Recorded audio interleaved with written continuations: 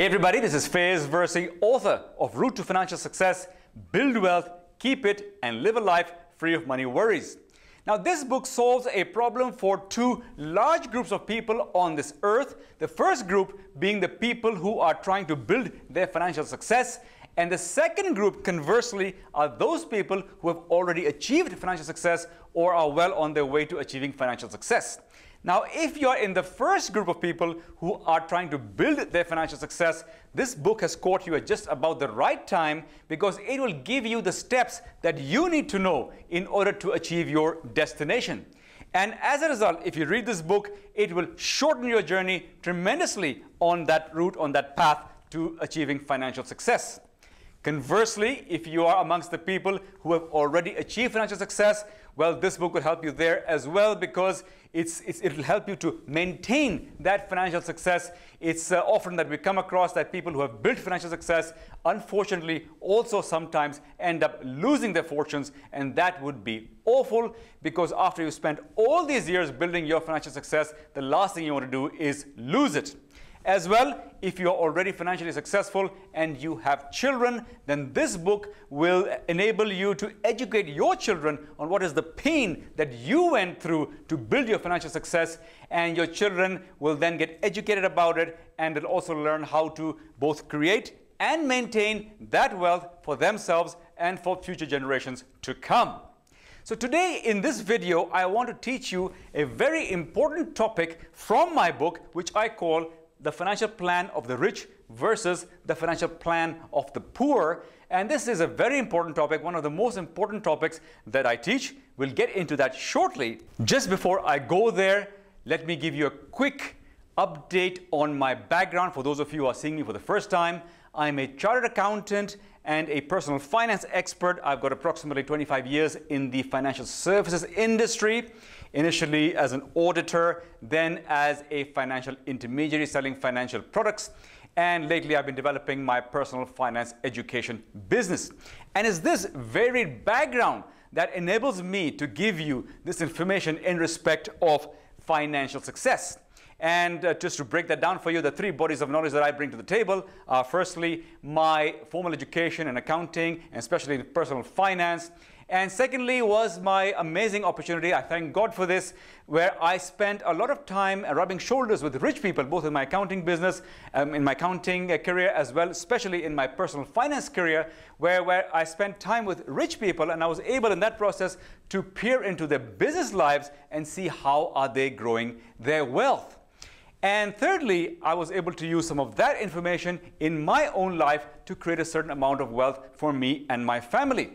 So as I look at these three bodies of information, I've taken whatever I think works in terms of the formal education. Some of that didn't help me to know how people get rich, and that I learned from my rich clients, which is essentially the information that I want to bring to you. And of course, my own journey on creating a certain amount of wealth for myself has helped me to add to those bodies of knowledge, so that I now have a recipe for financial success that, in my view, works across countries and borders and continents. And all of that I have distilled and put into this book for you to learn and to bring into your life in terms of your becoming financially successful, as well if you're already financially successful, in terms of helping you to see how you can maintain your financial success, and eventually so that all of us can live a life free of money worries.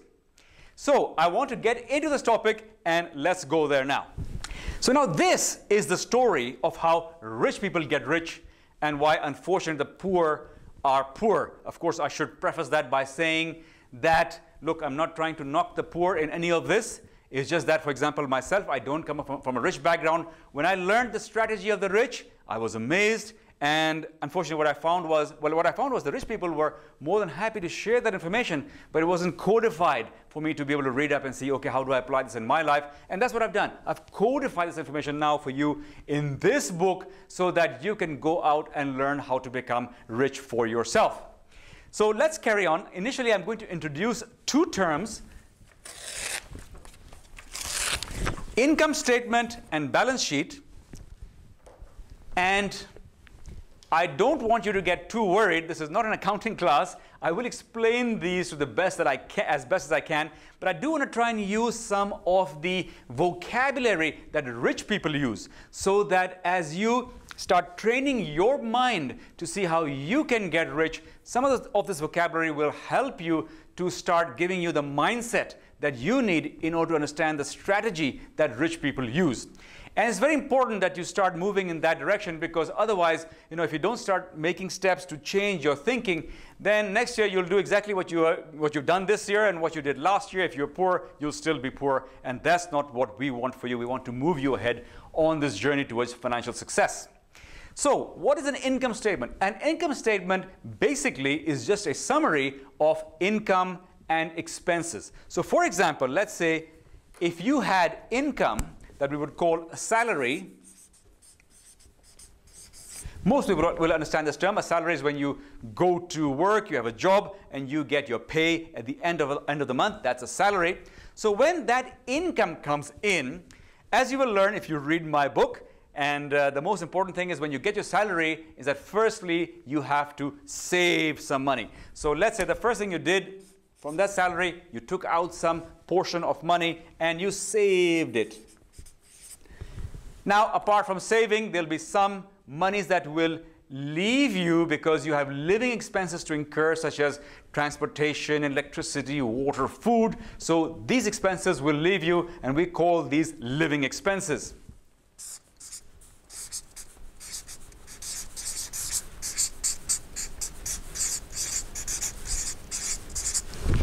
Now, I'm going to introduce another term over here, and very shortly you will understand what it means.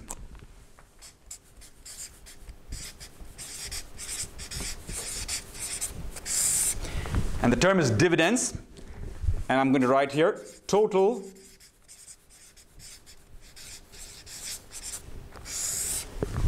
savings. Excuse me. So now, this is how the rich go about getting rich. Once the rich have accumulated some savings, this is absolutely crucial. This is the juice for getting you started on your journey towards financial success. What they do is they buy assets with this. And now, to understand what is an asset and conversely what is a liability, we're going to cast our eye here to the balance sheet. And so the two terms that I'm introducing to you now are assets and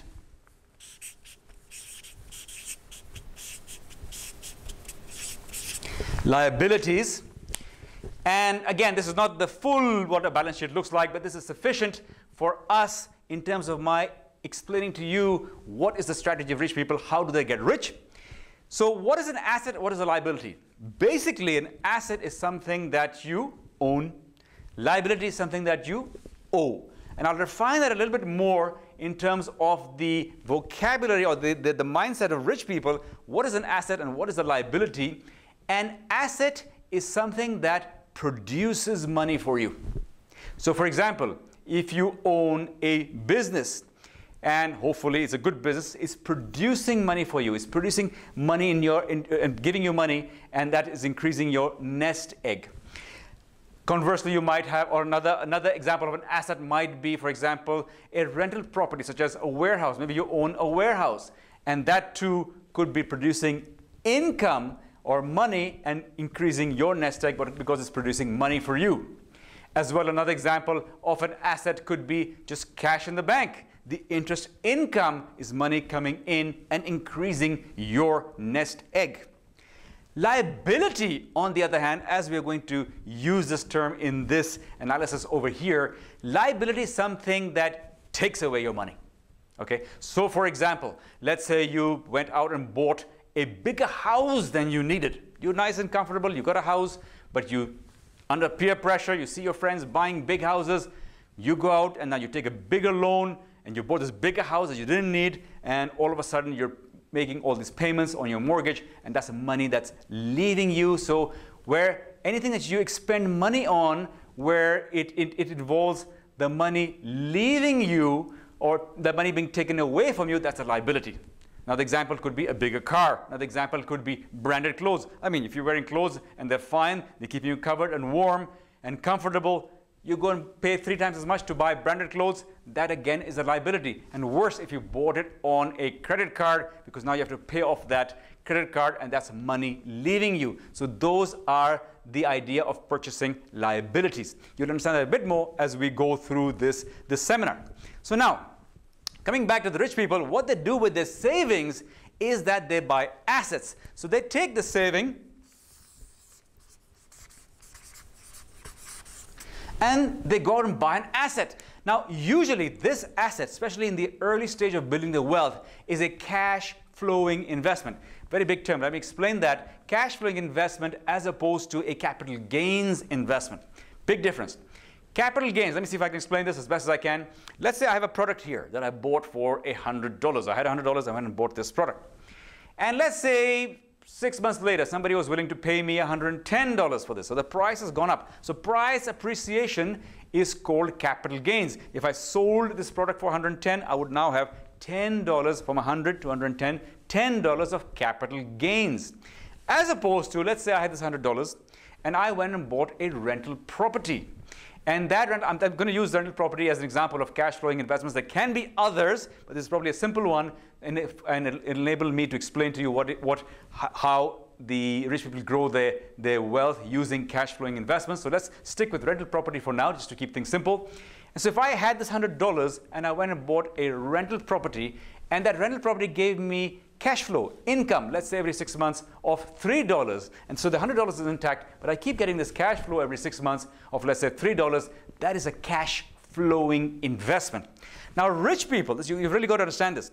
Rich people prefer to invest in cash flowing investments because it is much easier to predict the cash flow that can come from an investment rather than capital gains, rather than price appreciation. How can you predict if something's going to go up? It could go up, it could go down. So that's not a very reliable way in which to grow your wealth. So what I discovered, rich people, they make their money through some processes, and then they love to invest that into cash flowing investments to further grow their wealth. Okay, so we're just at the beginning stage of this strategy. Let's keep going. You'll see how this works. So the thing is, once they've bought this cash flowing investment, then, as I mentioned, that they will get an income from this. They will get cash flow. That's why it's called cash flowing investment. And so what they do with that cash flow, when they get it, it comes here, gets added to their savings. That cash flow is what we refer to as dividends. Now, here comes a very important distinction between the rich people and the poor people. The rich people, when they get this extra bit of money, they add it to their savings, and now they have more savings. Poor people, unfortunately, have not been conditioned to understand that the game is still in play. They're not allowed to spend this money. They go out and they start buying what we refer to as liabilities. And we'll come to that shortly. So now, with more savings, what rich people do is they take that money and they go out and buy another. So this is asset number one. They go out and buy another asset. Then they go out and buy another asset. Because each of these is also throwing off income. So here you go. All these dividends get added here. And you have more savings, and they keep buying assets until such a day as magic happens. Excuse me. So what is that magic? This is crucial. Let's understand this. These dividends are referred to as passive income.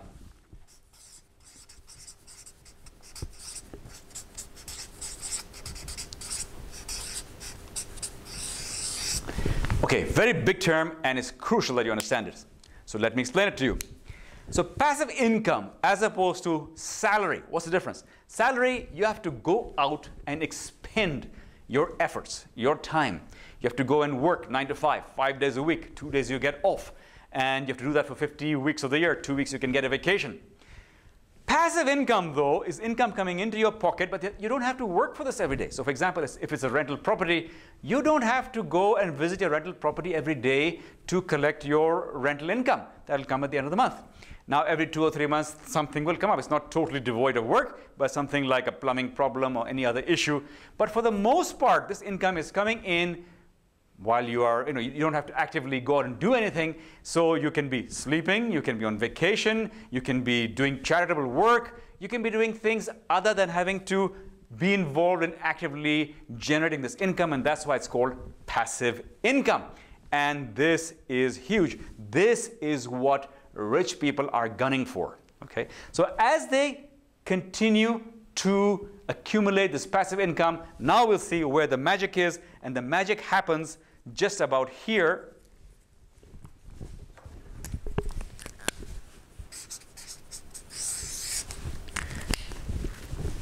When this process is being repeated again and again until such day that when this passive income exceeds the rich person's living expenses. Now, as we go through this, I'm going to give you what I think I should call million-dollar advices. If you just notice what I said here, I've said something really profound, but inside that there's one more step that's very profound. Rich people, as they're building their income, not only are they saving the extra money, they're not increasing their expenses. They keep increasing the margin between the income and the expenses, so that one day it will come, God willing, where the passive income exceeds the living expenses, and boom, that is when, if you are this person, you have arrived, you are rich. This is the definition of rich. Now, I do have to say, God willing, that this process works out, because look, in life and in this process or in any other process, nothing is guaranteed. It's all about how much effort you put into it, what's God's plans for you. If He's smiling on you, that will also help you tremendously. But of course, if you don't even know the strategy, then you could just be going around in circles, totally miss the mark, and someday you could end up destitute and in trouble, dependent on other people, friends and family and relatives and charity, and that's not a great place to be. So at least if you know the strategy, this is the strategy, and this is not small information. It's taken me 25 years to figure this out. And that's the beauty about education, about reading a book. For example, you don't have to spend the time that the person who came up with this information had to spend, or the hundreds of thousands of dollars and the money that he spent to come up with this information. You can get this all in a nutshell in a book, or if you're watching this video, you get in this video. And if you're watching me, if you're with me up till now, I congratulate you and I honor you for being with me, because that tells me that you are serious about your financial success, and that's great. Remember, we've got this huge imbalance in the world. 99% people who are poor, 1% who are rich. And that's the reason for it. The 1%, they work hard, they study, they implement. The 99%, well, for the most part, I think they don't even know what the strategy is. And that's what I'm trying to do here. This is now my mission in life, is to codify this information so that it can go out in the world. And I would request you to please join me in this endeavor, because I can only get this message out to so many people. I don't know exactly how many people are out there in the internet space watching this right now. But obviously, if you can help me by telling your friends to come and watch this video, read this book, we'll be able to get this message out much further than we need to, so that we can cure this imbalance to as much as we can. It will take some time, but hopefully over time we can reduce the number of poor people, increase the number of rich people, and spread some happiness, spread more happiness in the world. I certainly hope that you will join me in this endeavor. Now, what I would like to do is to compare what I've just described. I want you to understand the import, the magnitude of what I've just explained to you. And I would like to do this by comparing to what is it that poor people do. Again, so not poor people, but so that poor people understand what they shouldn't be doing. And let's get into that. So now, poor people, when they have accumulated a certain amount of savings, what they do is, instead of buying assets, they go out and buy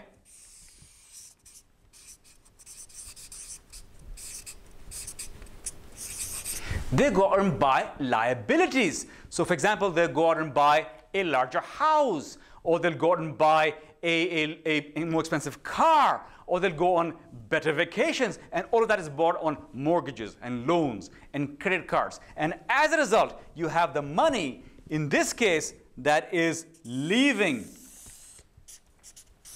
basically leaving the pocket of the poor person, and his nest egg is not getting increased. Over here, this money is circulating within the nest egg of the rich person, so his wealth keeps on increasing, ultimately until such day as when he has more passive income than living expenses, and he has achieved freedom.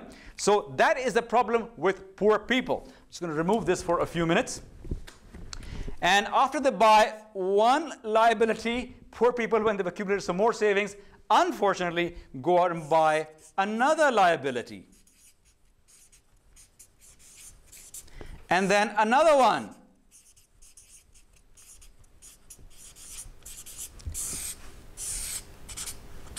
And in each case, the money is just leaving that person's nest egg. So wherever money is being taken away from you, that is a liability. Wherever money is being produced for you, that is an asset. This is a huge distinction.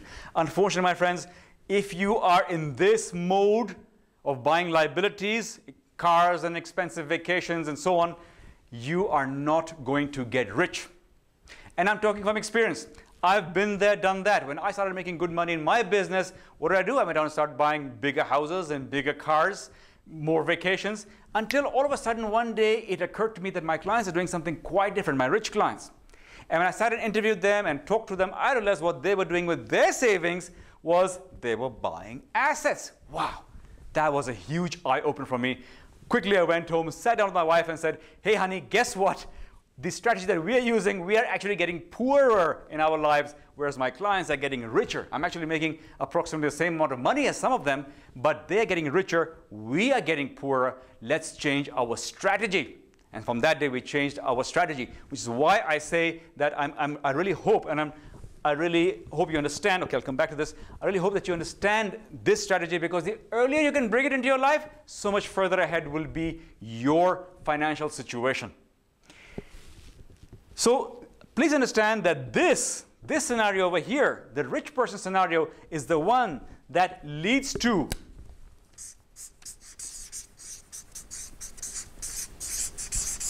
freedom. This is why rich people, after a while, they're no longer dependent on their salary.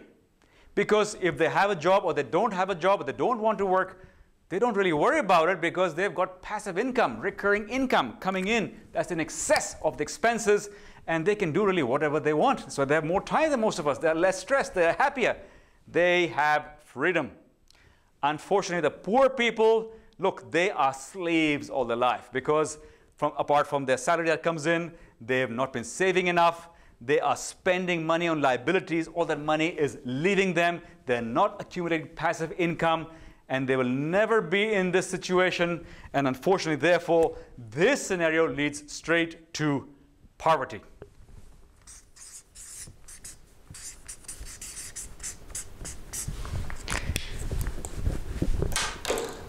So I hope that you get it, what I'm saying. This is a huge piece of information. If you haven't been able to get it, don't worry. I do understand that this is somewhat technical.